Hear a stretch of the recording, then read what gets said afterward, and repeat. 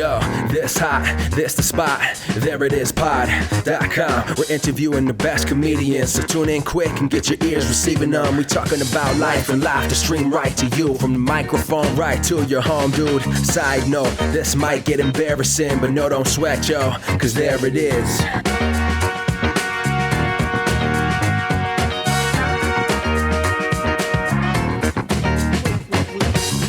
Welcome to the There It Is podcast, a comedy podcast to help you find your inspiration. I'm your host, Jason Farr. Let's do this. Thanks so much for being here. We have a really great guest today.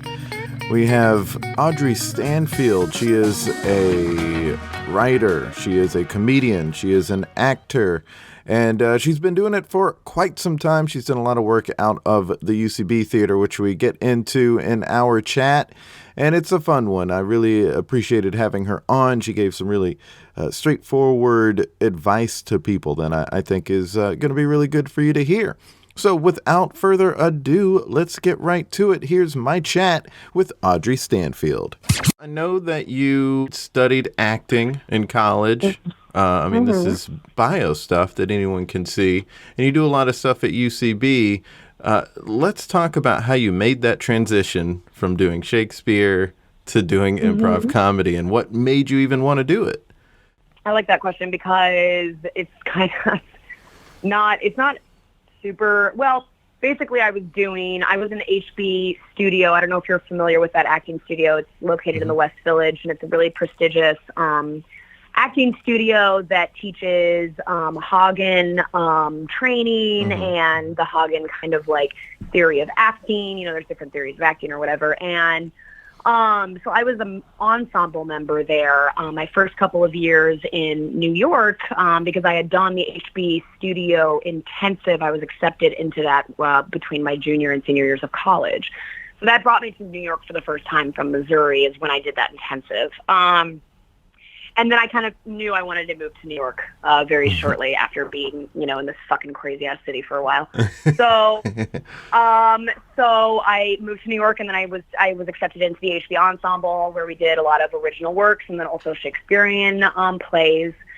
And I really enjoyed doing that. And then I was kind of like trying to figure out, because I was obviously very young, working a lot of restaurant jobs, trying to figure out who the fuck I was. And I kind of like always had the idea in my mind, like I really wanted to be like the next Cate Blanchett. Like that was like my path. I was like, I want to be a classical actress. And she's so great. That's a great person to admire. She's so great, and I just love her whole energy and vibe that I really kind of assimilate with, like kind of her acting style and her range in terms of comedy and drama and. I just really look up to her as a performer.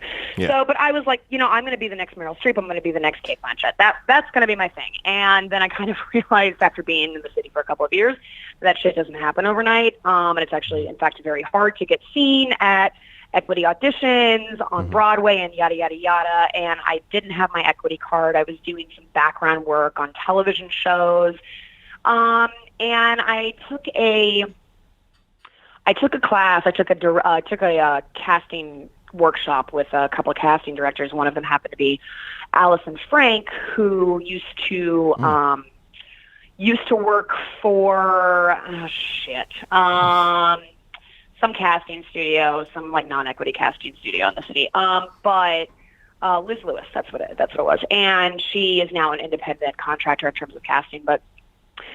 We did a lot of commercial copy in the class, and I was doing commercial copy for some stupid thing. And I was improvising, and I was riffing off of it. She said, because, sometimes that happens in castings and blah, blah, blah. And then after that was done, she's a very hard person to make laugh. She's kind of one of those stereotypical, like, if she could have a cigarette in her hand at all times, she would. Like very like typical, like kind of grizzly New Yorker, like nothing's going to really impress her. And she laughed a lot. She was like, have you ever considered taking classes at UCB? And I was like, I have no fucking idea what that is. And she was like, well, it looks really good on a resume. And that's kind of like, I was so industry oriented at the time that I was like, well, that's all I fucking need to hear. So literally the next day I signed up for Improv 101 at UCB. And how long ago was that? That was 7 years ago. Okay, yeah. Yeah, I heard there was a 7 or big 8. wave of that happening around that time of, casting directors saying, like, hey, go do that. Well, I think it's when UCB was truly at its hottest because, like, Kate McKinnon had just got cast on SNL.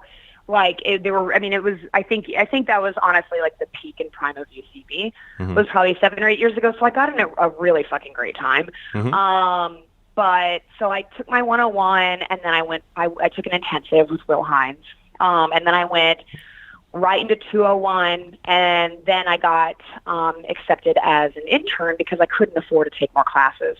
So I applied for the internship program at UCB. I got accepted as an intern. I started interning at UCB East and met a lot more people in the community then, and was kind of like did the whole improv thing for a while because everybody was doing that. Right, but you got into sketch big there because you were on a few different sketch teams there. And were you a performer and writer when you were on the sketch teams? No, it was a lot more common to have performer writers, like as opposed to now where they really try not to do that. But the pool was not nearly as big back then. But no, I was just a performer on Mod Night, so I got accepted on to Mod Night after I auditioned. I submit 1 year, didn't get an audition. Submit the next year, got an audition, didn't get a call back, and then the third year I got all the way through. Awesome. So Shannon O'Neill put me on Mod Night in 2014, and because I kind of realized that like improv wasn't going anywhere for me, and it wasn't my strong suit. So I was like, I like acting, and I want to be able to join my love of performing on stage, which was my backbone. Right, and, but then and also making script analyzing even. That was because when you do improv for a while, you're not working with a script, and I realized how much I missed that, how much I missed trying to develop a character and figure out what the story is and tell that story right. So that, I guess, being on sketch helps you scratch that itch. Yeah, absolutely. So yeah, I did. I got accepted onto Mod Night, and then was on the team Goodbye Handsome. Sorry, my neighborhood is so fucking noisy. Oh, it's fine. Was on the team Goodbye Handsome with a lot of. I was on that team with the now artistic director of UCBLA, Christine Bowen, and a lot of like old school rookies, and. Was on that team. Through that team, I got a commercial agent through a recommendation of one of my other cast members. Awesome. So I've been with my commercial agency for 4 or 5 years now. Yeah, and that's that's the way it happens. Somebody helping you out. That's we need each other really in this industry. There's so many cutthroat people, but we need each other. It's one of the reasons I want to and will be famous is to basically just build my fucking friends up.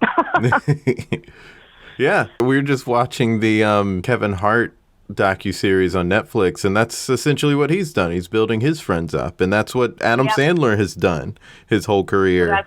Absolutely. I can't wait until I'm at a point where I can cast my diehard, fucking talented-ass friends in my stuff that I'm producing and creating, Yeah, and you did get into writing a bunch because you have a one-woman show now, For Everyone's Eyes Only, very funny title.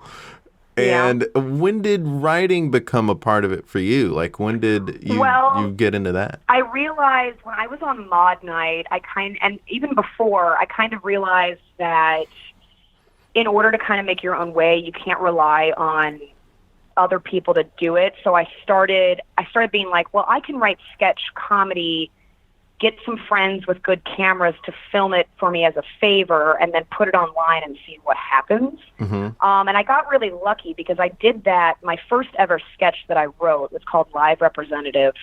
And it's about a guy calling Chase Bank, or Bank of the Nations is what I called it in the sketch.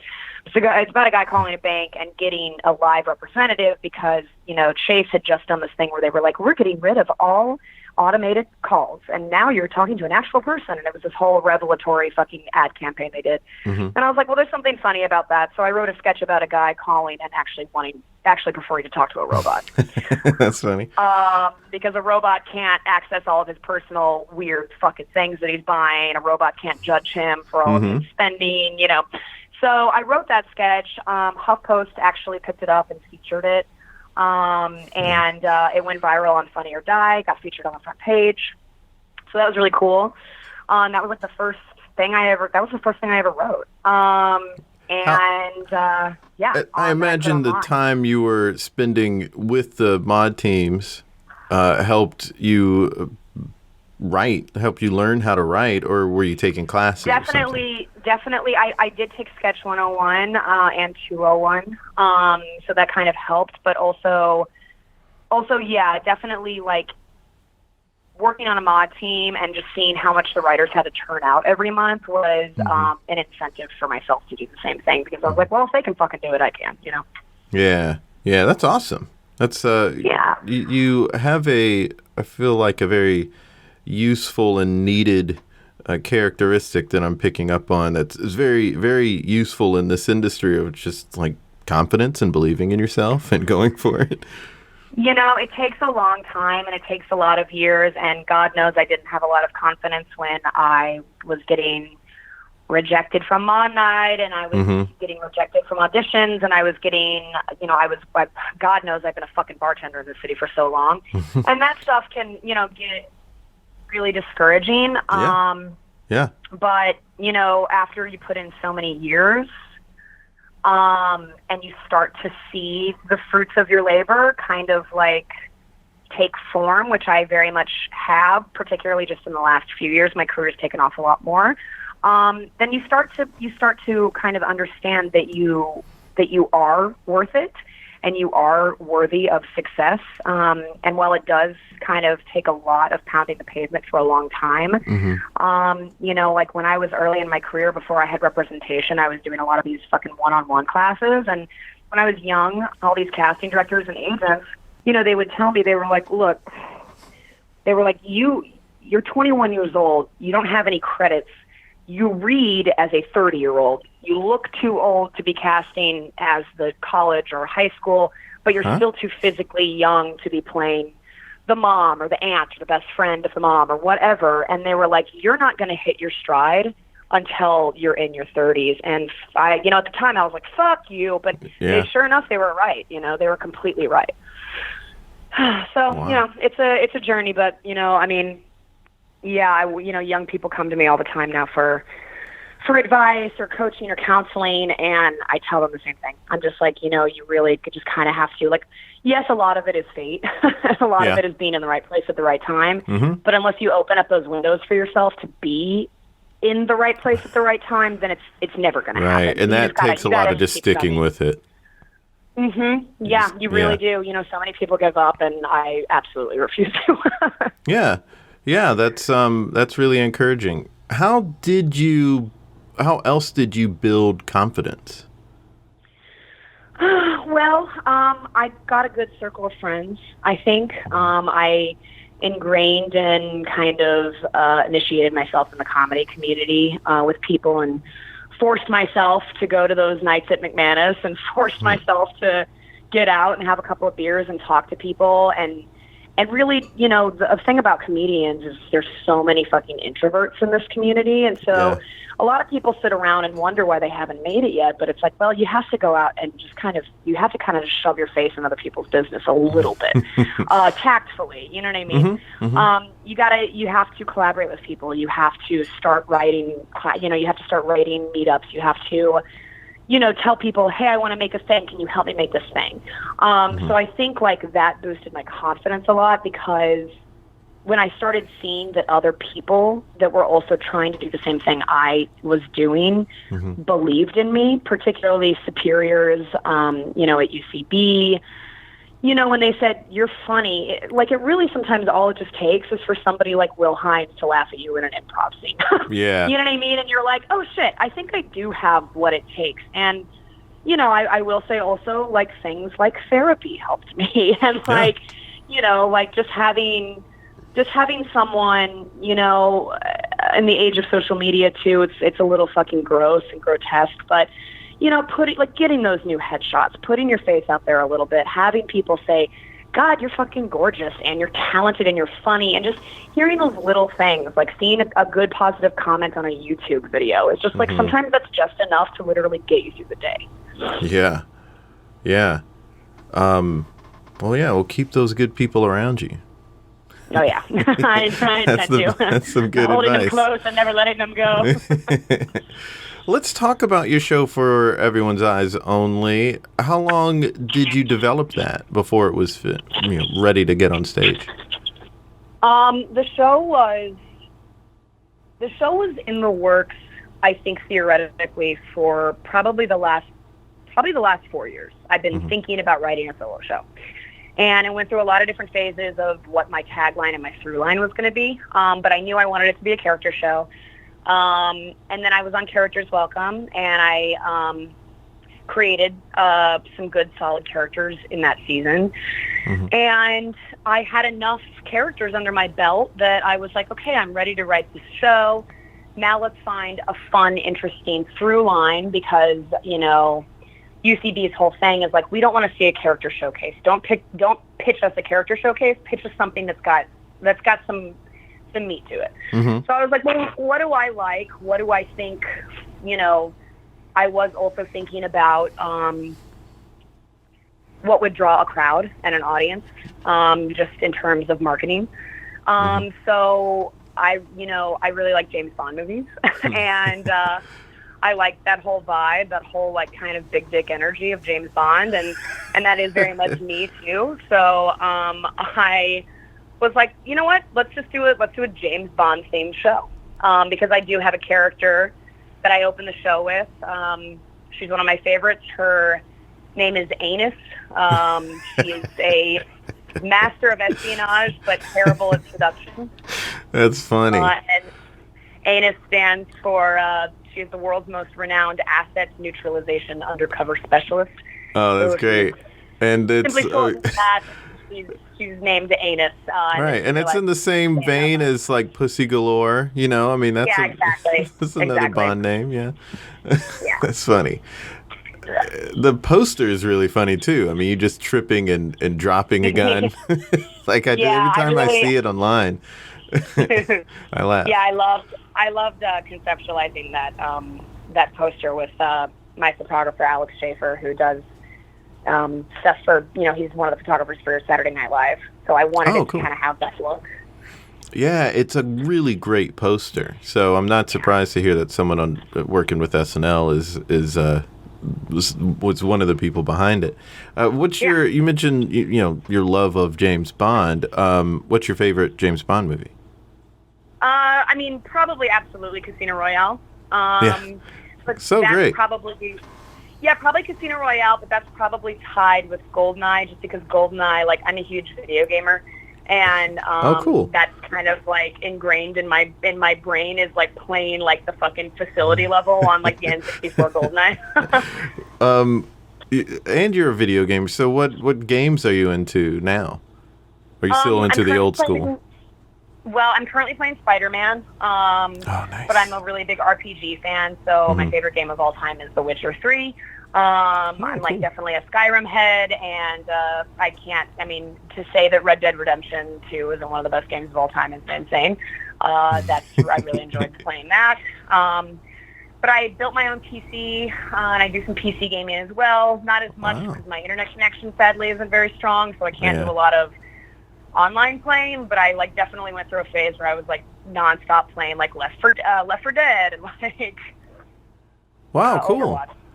I didn't know you were super into video games. I'm not sure if you're familiar with Pat May of the Magnet Theater, but he has a video game and improv show, so it makes me wonder if that's something in the cards for you later, is some kind of show that incorporates video games. Yeah, possibly.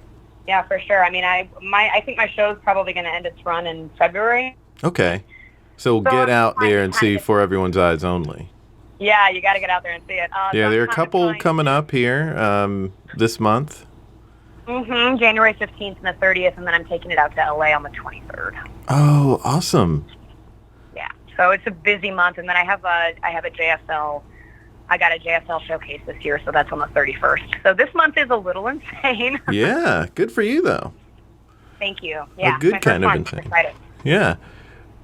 So let's talk about some of that insanity in your career right now. You mentioned yesterday that you had an audition, and you had when we were talking off air, and also one today, I guess. So auditioning for you, what sort of tips? Because I'm an actor as well, and I've been on auditions, landed a couple of things since moving here. I've only been here about 3 years. But what advice do you have for people who are trying to pound the pavement and audition? Well, my situation is a little specific, just because I do primarily voiceover work, which I'm actually fucking ecstatic about, because I think the world of commercial auditioning is a hellscape that people should escape as quickly as possible. It's tough. It's just such bullshit. I mean, I have a commercial agent for on-camera and voiceover, but Abrams Artists uses me mostly for voiceover work. And I audition on average between 5 and 10 times a week for voiceover work. Yeah. So, that is also kind of a numbers game. I think for commercial on camera, I think like what's booked me the most jobs is when I go in kind of with a lot of, like I just mentioned, big dick energy. And I think casting directors, what I've learned, there's so many people that go in like very timidly and they're like, hi, how are you? It's so good to see you. Like, I go in now and the casting directors have their heads down and they say, hi, how are you doing today? And I look up and I just go, I'm doing fucking great. I'm fucking crushing this day. And like, just to say something a little different that they haven't heard, I think implants you in their brains a little bit more. And also I think casting directors just really like genuine people, So I think the more you can be yourself, I think that only raises the odds for you of booking. Yeah, that's a really interesting and I think good suggestion, just to make yourself stand out a little bit. Yeah, absolutely. My ex-boyfriend, Sean Diston, he used to audition a lot for, commercial work, and he told me one day, he was like, when you're leaving the room, always leave them with something that they won't forget. Like, whether it be like some fucking, not like a cheesy joke or something, but always just like, like turn around and be like, say something that they haven't heard all day, whether it be like, you guys have a fucking great day, or whatever, you know what I mean? Like, people like it when you're just raw and genuine and real. They don't want to see this, like, one-on-one style actor with their glossy headshots and their reproduction prints and their fucking, nice sports or, like, blouse. They want to see real people. Yeah. Particularly for comedy auditions. Yeah. Yeah. That's really good advice. It's really opening up a lot of things in my brain. It's sinking in, so I'm going to have to let that ruminate a little bit. I appreciate hearing that. Yeah, of course. I mean, it's worked for me for the most part, but also, like I said, it is a numbers game, too. You're not always going to book, and then, as people say, like, you got to walk out of the room and just be like, well, that never happened. And that email that well, that's what I learned a long time ago. I mean, truly, I'm on hold right now for a $50,000 job commercial. And you can't think about it. It would be very easy for me to walk around and fucking be freaking out about it all day, but, like, I'm like, I can't do that, so instead I'm just... I almost don't want to hear about the money, because when it's like, oh, I need that, then you start, it just, I don't know, it just like... Oh, no, it's insane. I mean, I booked a national on camera back in October for McDonald's. That was a huge national campaign. I was the principal of the commercial, 7-hour shoot, my own hair and makeup trailer. I mean, it was going to be a life-altering booking in terms of residuals. And then the commercial came out. I saw it one day on the television, and I was completely cut. Aww. Sorry. I didn't get anything. I got my session fee, and that's it. And that was a huge blow because I have credit card debt and other problems that people have. Right. That's the thing. It's like when you hear those numbers and it's like, oh, all the things this could do. And you're like, nope, stop thinking about it. No. And then it's like, oh, yeah, it's crushing. Yeah, I'm sorry that experience happened to you. Yeah, you know, what are you gonna? That's another thing. It's like move on, and you have to forget about it when it doesn't work out, or when it kind of works out in a weird way, and then doesn't end up working out in the long run. You know, it's just you got to just forget about it, like you forget about it when you leave the audition. Exactly. So many of these opportunities. Well, we have reached the end of our time together, but I do want to create something with you real quick. And I feel like there are a few things that we could figure out and learn about here. It could we could create an idea for a show, like a one-person show, or create like an approach to auditioning. Maybe that would be the fun thing, is like coming up with things to say when you're trying to get everyone's attention in an audition, when you're leaving or getting in the room. Any of those jump out at you? I mean, yeah, I think a fun approach to auditioning is fun. Okay. So get me in the headspace. I'm walking into the room. What sort of attitude should one have when they're just walking into the room of an audition? I think when you walk into the audition room, particularly if you're with other people, I think play it off in your mind as though you are the only person and the most important person in the room. Okay. I think walk in as though you've already booked the job. Cool. Okay. And obviously that comes with a certain air about yourself, of just like you're walking in like, oh, okay, I'm supposed to be here. Is there any particular thoughts that you have in your mind that run through to help you feel that way? I think it's always like, for me, I'm a big advocate of fate. As corny as that sounds, like I really do think and believe firmly that things, good or bad, happen for a reason to send you down a particular path that is eventually going to pay in your favor. So I think, like, when I walk into an audition room, if you remind yourself and give yourself the anecdote of, like, fate put me here, I'm supposed to be here, so I've been given all of the opportunities to fucking crush this, and I'm supposed to crush this. Okay. I like that. And then leaving the room, you still want to keep that confidence. Yeah. Whether or not you did good or bad, I think, right. There's so many people, it's really easy to beat yourself up if you couldn't read the copy fast enough, or if they had to do another take, or, you have all these things going through your mind.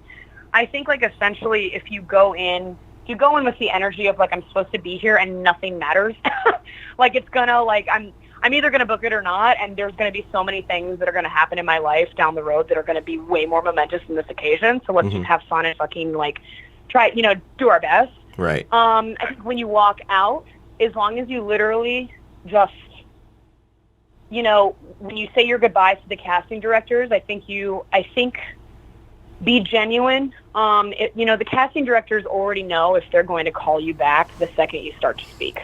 Right, yeah. So, like, you can't hold on to the room. Treat it as if it's a fun thing that you're doing. Auditioning can be a lot of fun. And, just know that you're most likely going to take something away from it, whether you book or not. You're going to take something away from that experience. And it's usually going to be a drive to continue to do it, whether or not you do good or bad. Some of my worst auditions propelled me to go home and write a new character. Oh, wow. Because, you're like, okay, well, I didn't crush that, but this happened, and I can take away something from that, or this casting director was kind of a huge bitch, and that was funny to me, or I said something insane like that I didn't mean to, and that was funny. So I think when you leave the room, just, like, act as though, my best advice is just to, act like you booked it, whether or not you did great or you ate shit. Yeah. So, like, maybe even saying something like, like, if you don't think you did great, you can maybe even say, like, yeah, I think it was a B for me. I can definitely give you an A when you bring me back, or something. I don't know. Yeah, I mean, I think like it's important not to get too cocky about it, but definitely, I've definitely booked national voiceover commercials. And walking out of the booth, I turned to the casting director and I said, "I didn't book that. Okay, bye." Yeah, having a humor about yourself about it's some of the best comedy is when somebody sort of acknowledges that thing that nobody wants to say about what you did. I mean, exactly. Like I was I'm on hold for this big national voiceover commercial for diapers of all things, which is very on brand for me. And I was literally in the booth and I paid someone to open up my bar for me. I paid them half of what I'd made that day just because I wanted to make this audition because it was a national.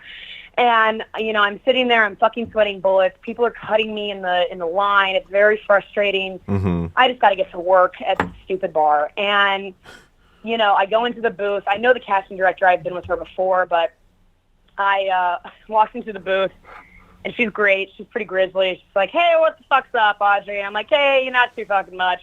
Super late for work." And I read the copy. She gave me the copy. The copy, was very specific in that they wanted the mom who sneaks the flask into the baby party. And I'm like, well, that's definitely fucking me. So I read the copy, and she kind of was a little taken aback because people were spending a lot of time in the room because for nationals, they like to really nail it. And I did one take, and she looks up from the other room. I can see her through the thing, and she goes, "Shit, that was fucking great. You want to do another one?" And I go, "Fuck no." And she just laughed her ass off, and she goes, "All right, get the fuck out of here." I was like, "Okay, that's cool, hilarious." There it is. Well, Audrey, thank you so much for being on the podcast. Yeah, absolutely. Really enjoyed having her on. I hope you enjoyed listening to her. If you are in New York, you could see her solo show For Everyone's Eyes only on January 15th and 30th and February 15th. That's at UCB's Hell's Kitchen. And in LA, she's going to be doing the show January 23rd. You can go to the UCBtheater.com website and check out when those shows are and get tickets. You can also see her show at Just for Laughs New Faces of Comedy Showcase on January 31st at 5:30 at Improv Asylum. Follow her on Instagram at Audrey Stanfield, and follow us on Twitter, Facebook, and Instagram at There It Is Pod. And don't forget to subscribe to our free weekly comedy lifestyle newsletter. Links in bio for all of this. We have a fun new episode next week. Until next time, be good to each other. The music for the theme song was created by Neil Brooks. The rap was written and performed by Nick Acevedo. The logo for There It Is was created by Jeff Prater. The There It Is podcast is produced by Jason Farr.